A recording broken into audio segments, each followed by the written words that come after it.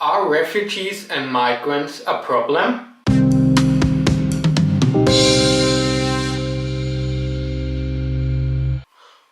Welcome, ladies and gentlemen. Short answer, no, they are not. Why is then there all the heated talk out there? First of all, let's make a definition what is a migrant and what is a refugee. A migrant is someone who came by own intention to improve his own living situation and moves to another country. And there he wants to work or study. And all of this as long as the migrant sticks to the local customs, to the laws and do his own stuff, it's not a big deal at all. I don't bother if someone from another country study here or do his work and pay his taxes and raise his kids. Not an issue at all to be a migrant. The next thing is a refugee. First of all, what is a refugee? According to the international law, the Geneva Convention, a refugee is someone that faces oppression by religion, race or nationality. This does not include someone who is escaping war or civil war. So Germany also to the status of a refugee, political, religious and by nationality, also by sexual beliefs and by political beliefs, Germany accepts those people as refugees or political asylum seekers. And I consider it right to host those people when they face oppression. What is with the war refugees? According to the international law, when you have war or civil war in your country, it's totally understandable that you want to get out there. To the international law, you have the right to go into the next safe country. You don't have the right to pick the best country for you. This doesn't mean to cross several countries that would host you, provide you, give you shelter, to pick those countries which give you the best benefits.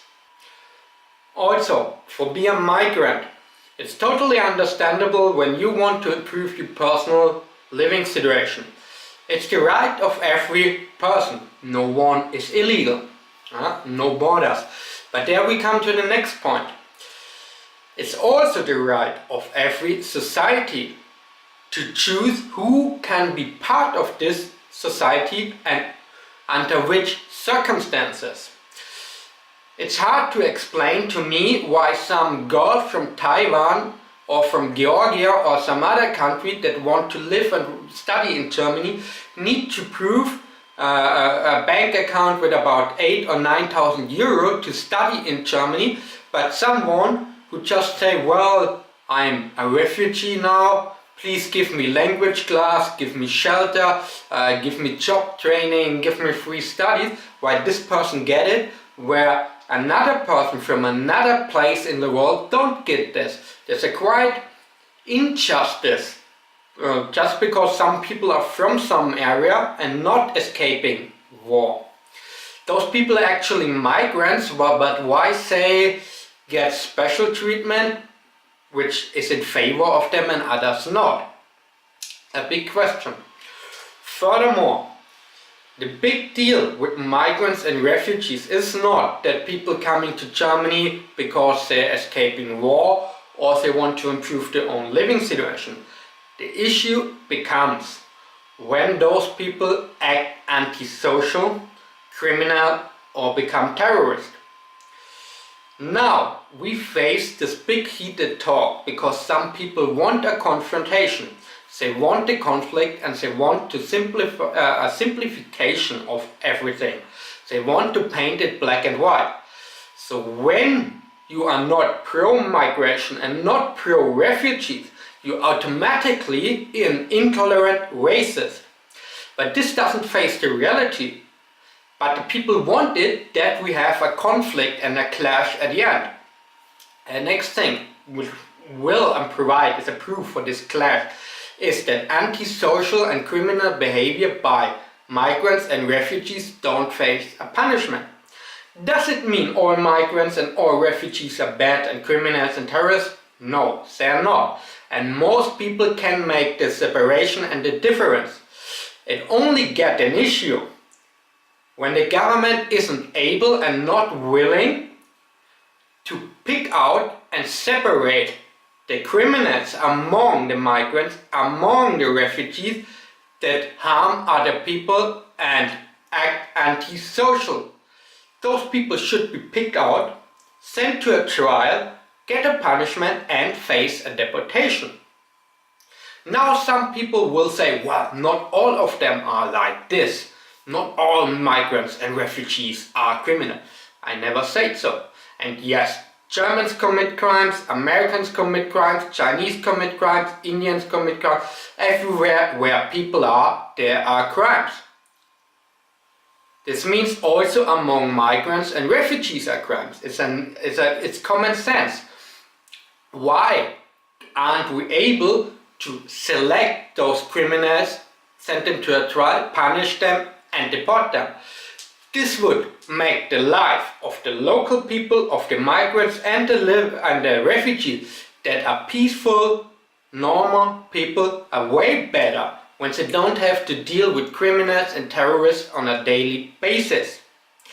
But the government isn't willing and able to do so. Why? Because it wants the conflict. The next thing or the next question is, why does the government already check the borders and select the intentions of the people who come in? They should select, well, you want to be a migrant? When you want to be a migrant and live in Germany, you need this and that conditions. If you have them, you can pass. You're escaping a war? Well, you crossed several safe countries. Why do you want to come to Germany? For the best benefits? We can argue this is still understandable, even if we let them in.